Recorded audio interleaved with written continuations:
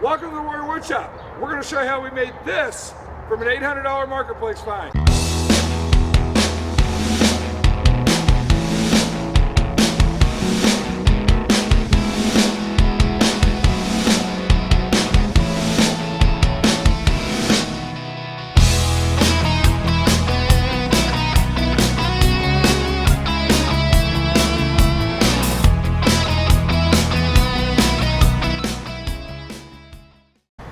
Phase one, remove the old lumber, which makes everything else easier to work with.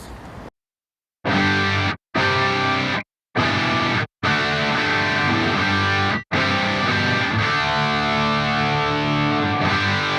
right, when you're this far along, now's the time to pull the old wiring. We're going to replace it with new.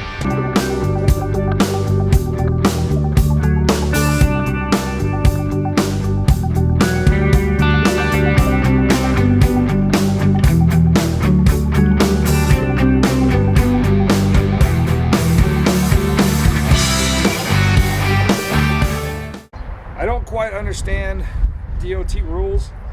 If you read them, they say anything over 80 inches wide needs to have corner identification lights and the three bar ID light in the back. For some reason, none of these utility trailers ever have them.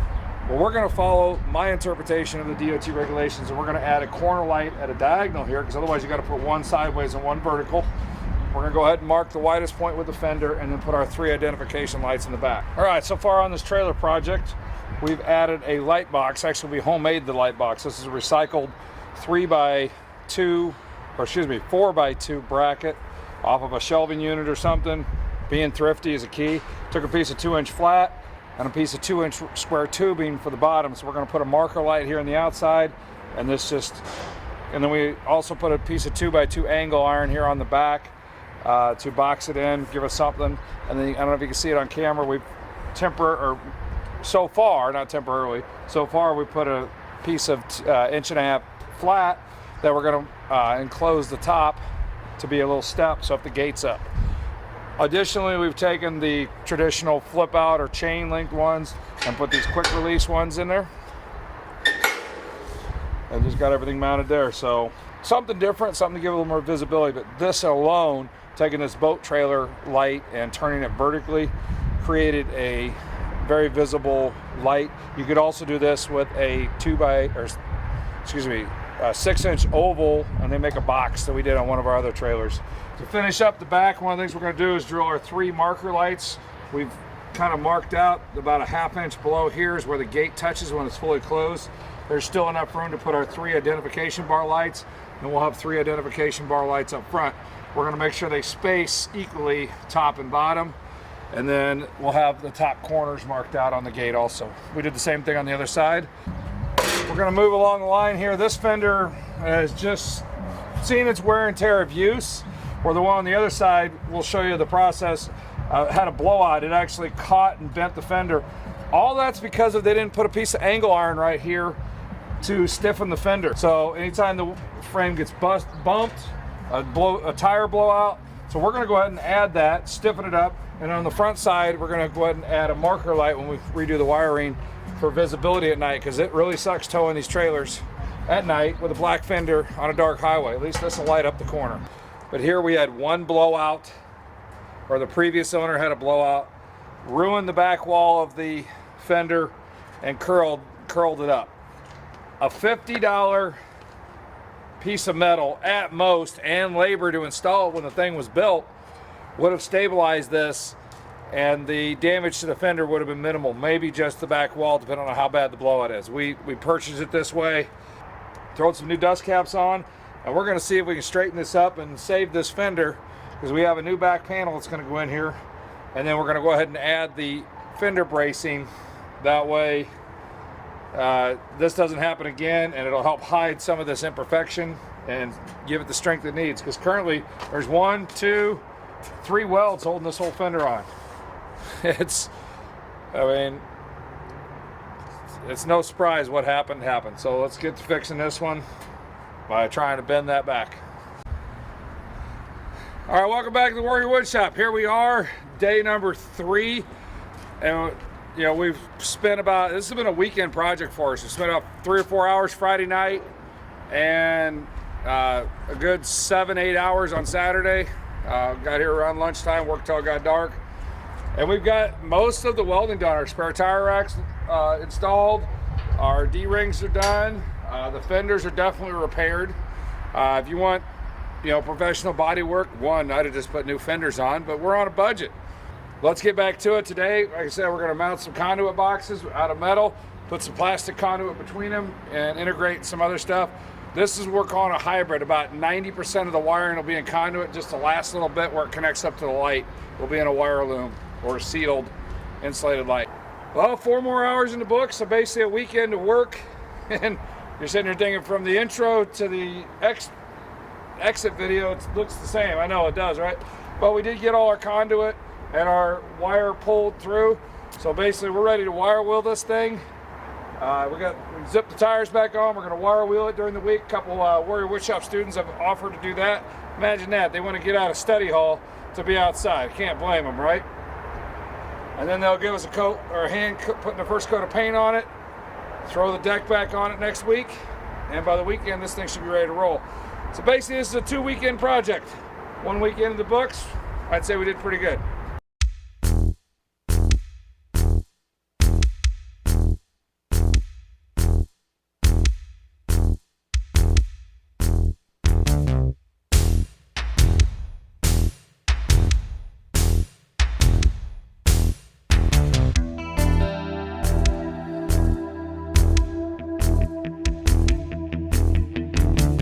Welcome back to the Warrior Woodshop. Again, one of our outside driveway projects. As you can see, we've got our gloss coat of Rust-Oleum Minwax. This is the first time we've tried spraying. We did about a 2-to-1 ratio, 2 parts paint, 1 part acetone. Sprayed out real well. Should have mixed it maybe a little bit better, but because sometimes it came out thicker, other parts came out thinner. But overall, first time, I'm willing to do it again. So what's left to do? Put the deck back on it and get some wiring. We're actually going to start with the wiring because it's still a little bit easier to have access while you're not fighting with or having to reach underneath the deck boards, especially in the back 3 marker lights. And again, we're going to do something different than we've never done on any other ramp gauge trailers. We're putting an ID light bar in a tube up top here to kind of give a little bit higher visibility when you're traveling down the road. So let's get to wiring. But I got a right angle electrical clamp. We're gonna run this extension cord down into this one. But to get it up through, I drilled myself an access 7/8 hole. I'm gonna put a cap over it. My first light is on the back right there. There we go. So push through, seemed to work. The access point definitely paid off. Looks like that's enough wire to get back to the box. That's going to run all the way to that junction box we wired in earlier.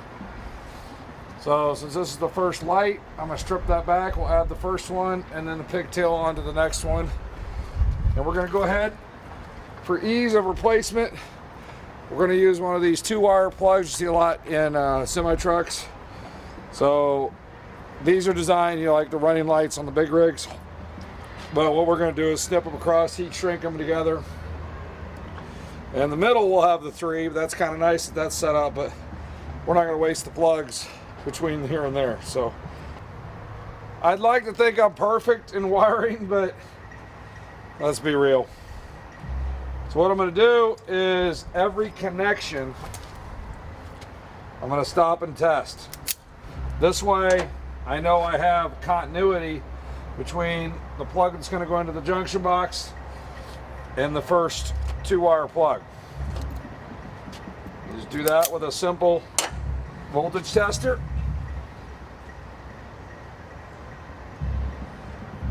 I'll hold the black on one, red on the other. That means it's going through. Okay, so we know we're good there. We'll wrap these up and move on to the next one. All right, you saw the starting process of where we fed the wire up. We actually took and square welded an angle iron to create a square tube that that leftover extension cord went through to feed our power, and it's going to go into a flexible. We'll do that with the daylight. And then we welded another 1.5-inch square tube. I would have liked to have gone 2, but it would have made everything protrude a little bit too far, so we just kind of went simple. You know, in true trucker fashion, we'd have loved to have done a light bar across here, but it was enough fishing just those 3 in the center through. All right, welcome back to the Warrior Woodshop again. We are on weekend number 2 of this trailer rebuild. We started this thing about 9 days ago, and we're hoping to wrap it up here on Saturday and Sunday. Today, Friday night, we finished up the front marker lights on each side. And those were, since we pre-ran the conduit, that made that job pretty easy. Hooked everything up in the junction boxes. Now we're going to do the same because we've already pre-wired to our junction box in the back. So all we got to do is do our rear brake lights and the 3 marker lights in the bottom and tie in that gate light bar that we added.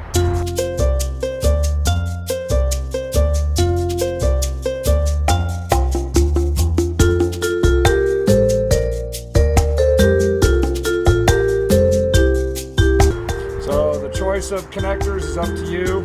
It's a matter of personal preference. But these Wagos are relatively inexpensive and easy to use. Welcome back to the Warrior Woodshop. We're about 10 days into this project, a couple hours every night and a couple weekends, and you can see the transformation you've made. The one bummer about being in the fall and trying to document the progress is daylight hours. Work during the day, run out of daylight hours. But hey, with the invention of LED flashlights and work lights, we're able to work a little bit after dark. But the problem is the cameras don't like that contrast in lighting. So last night we were able to use Wago connectors and get all the connections made. And as you can see, all the lights are working. So we got wiring and decking left to do on this one here. If you want a full video on how to do some wiring, check out our camper, the Utility Trailer build. It's got some wiring features, and we are trying to get a dedicated wiring only video on 4-wire trailers and 6- and 7-wire trailers. So we'll get a couple of those going here.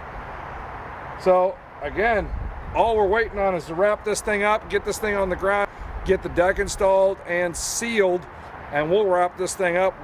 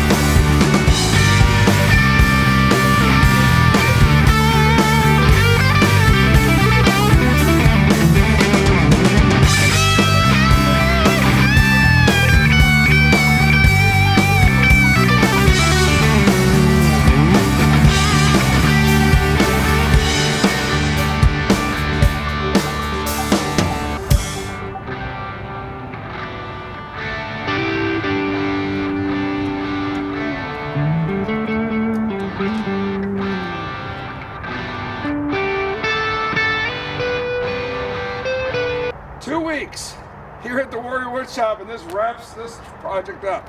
Yep, 2 weeks from start to finish. We took this $800 trailer, pulled the deck, pulled the wiring, put a new back on the fender, added some cross bracing to the back ramp to reinforce the mesh where it had been broken. While we had the deck off, sent it through the planer to clean it up, put a seal coat on the bottom of Rust-Oleum paint, and then deck sealer on the top. And while everything was apart, we gave it all once over of high gloss Rust-Oleum paint. 2 weeks, and then finally we moved the spare tire up to the front. 2 weekends, about 13 days, 14 days from start to finish. This project went from an $800 marketplace find to the shape it's in now, and it sure ain't $800. We've got maybe $400, $500, $600 into this trailer, so we're up to, we'll say $1,400, because we did upgrade the wheels. That was just a bonus. Those are actually Ford Ranger wheels. They worked well on this trailer because it matches the truck that tows it. We sold our one over the summer 6x12 single axle without the gate for $2,000, and we did the same exact thing to it. So this definitely is worth more than the $1,400 we got in it, and I think it's better than new because we got to do the things the way we wanted it. The wirings and conduit, the spare tire racks up front.